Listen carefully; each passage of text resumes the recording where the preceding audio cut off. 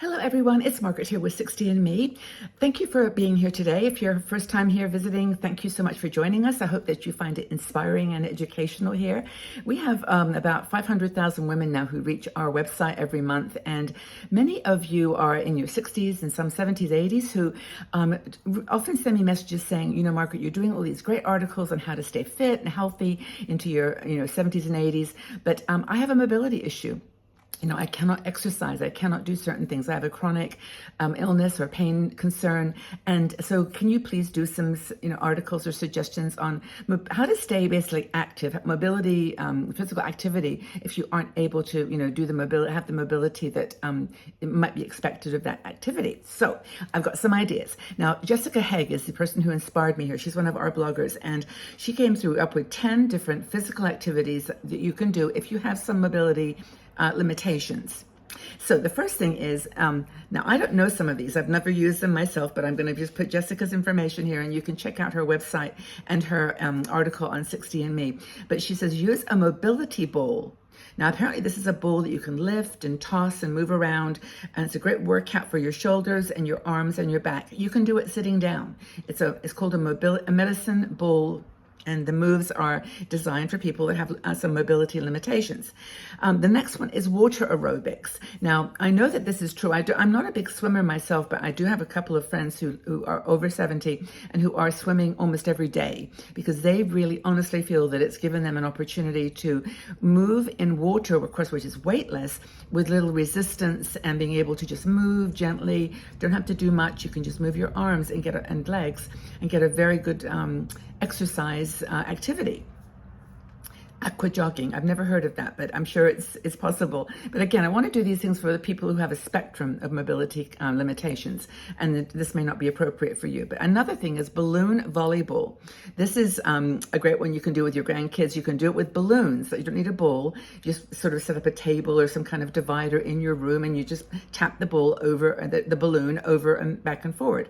And kids love it, of course. They go crazy. But for you, it's a great way to just practice your stretching your arms and your legs and tap the balloon backwards and forwards. I do actually do this with my grandchildren, and it's a lot of fun. Of course, they always throw the balloon like way across the room, and you have to get them to bring it back, and that's all cool. So gentle yoga is another thing. Most of you will have awareness of yoga. 60 and Me actually has a yoga program that we now have on our YouTube channel, which is totally free to watch. A great teacher, her name is Kat Kabira. She did a series for us, and we put it on YouTube so anyone can watch it. And there's a whole section on chair yoga. Now, if you think that sounds hard, it is in a way, because chair yoga is taking all the yoga positions and narrowing them down to what you can do in a chair. But you get a great workout. It's really, really cool.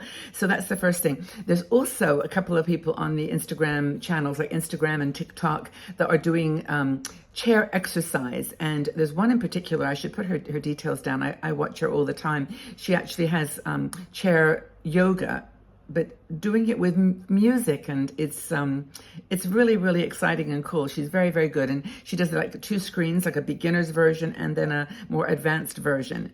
It's very cool, and that's on all the channels like TikTok and Instagram, and probably on YouTube as well. Another thing is light weightlifting.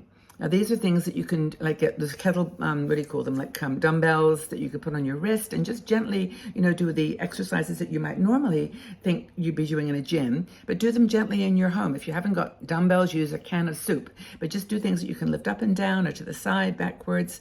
And of course, I'm looking at my notes here and reminding you, please, please, please go to your doctor or your physical therapist with your ideas about what kind of even gentle exercise to do. Don't take my word for it. I am not a physical therapist at all, or not trying to get you to do something that's you're not ready for. So always talk to your doctor or physical therapist. But this light weightlifting is a good idea. You can do ankle weights if you're walking, or even a kettlebell, the thing that you can swing under your legs and around. But again, keep it light, keep it within what you can do. Zumba. Now, Zumba is a Latin dance craze that, is always done in groups usually, and it's really, really fun. But when you go there, I mean, I used to go to Zumba all the time. You don't have to be like swinging your legs and arms and going crazy. You can just stand at the back and step side to side. The music's great. It's really fun. And so that's another thing you can do with just, modifying something that other people are doing. And honestly, no one's staring, no one's judging, no one cares. They are there to, for their own reasons to have fun. So you can just tap, your feet instead of doing the salsa steps. Just get into it and enjoy the movement. You don't have to do a lot. Chair cardio. This is there's a lot apparently on YouTube. I've never watched any myself, but it just, gets you moving from the chair, picking up a bit of sweat and steam and energy, heart rate up, and very, very useful. Chair cardio. You can do some investigation. The other thing is resistance bands. These are those great big, like huge rubber bands, or like wide like this, so you can just stretch them apart and down and up and down.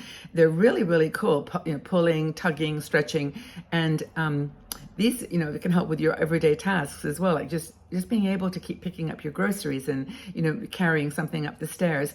That resistance band can be really, really useful. Is anybody using any of these things, by the way? I mean, any that you've had experience with, please share in the comments section below, because women who have mobility limitations are always looking for new ideas that have worked, for other people. Weight machines. You can get weight machines at the gym. You can go to a gym and use the weight machines, and they can adjust them so that you're working in a very limited range suited to your needs. Arm cycle. I've never seen one of these. Is it an ergometer? A stationary arm bike. So you can do these kinds of bike movements with a little device. It's called an ergometer. I've never heard of it, to be honest with you, but arm cycling can be done sitting down, standing up. It improves your circulation, improves your muscle tone. It's really cool. Jessica actually has some really good ideas here. I'm actually just reading some notes here. This quick seated fitness reminder, she says, okay, make sure you're hydrated. Make sure you've got water by your side. Don't be having to get up in the middle. Just put it down beside you, water.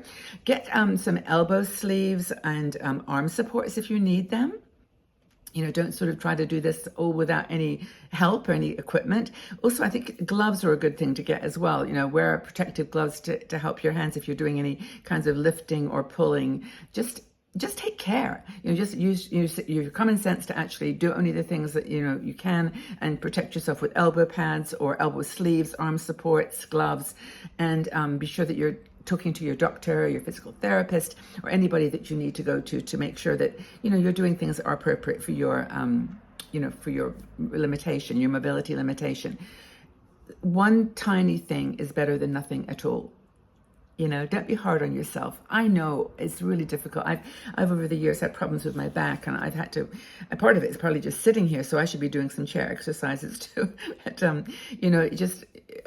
just a few changes that you can make can help so much. And if you're wanting to travel or learn or to walk a little bit more than you are at the moment, it's really worth the investment to try to do some of these exercises.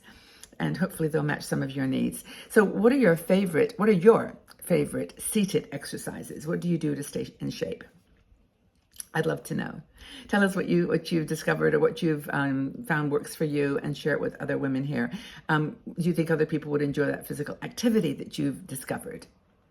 So I hope this has been helpful. Please leave your comments in the section below. I know I probably have touched on some things that you can't do and that you're maybe feeling frustrated by that. But I hope I've found one or two things here that may be ideas for you to follow up on and take care of yourself.